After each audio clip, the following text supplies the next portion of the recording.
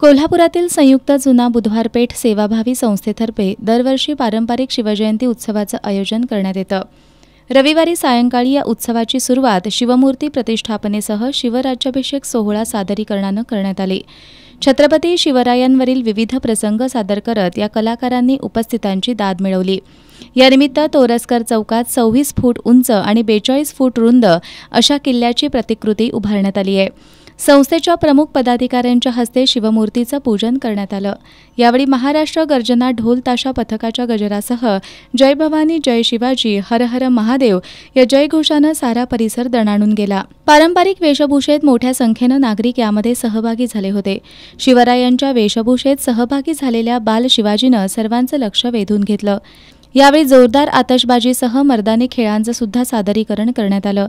या प्रसंगी संपूर्ण वातावरण शिवमय झालं होतं। शिवजयंती उत्सव शुभारंभाला परिसरातील 6 तालीम संस्था आणि 80 मंडळांचे कार्यकर्ते मोठ्या संख्येनं उपस्थित होते।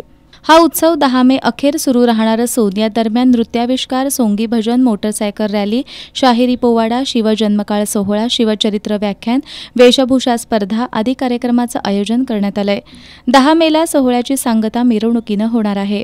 यावेळी संस्थेचे अध्यक्ष नागेश घोरपडे, उदयबाबा भोसले, संदीप राणे, सुशील भांदीगरे, संदीप देसाई, माजी महापौर दिगंबर फराकटे, महावीर पवार, मकरंद स्वामी, उत्सव समिती अध्यक्ष दीपक देसाई, ऋषिकेश भांदीगरे, अनिल निकम, धनंजय सावंत, अनिकेत पाटील, सुशांत महाडिक, ओंकार काशीद आदी कार्यकर्ते उपस्थित होते।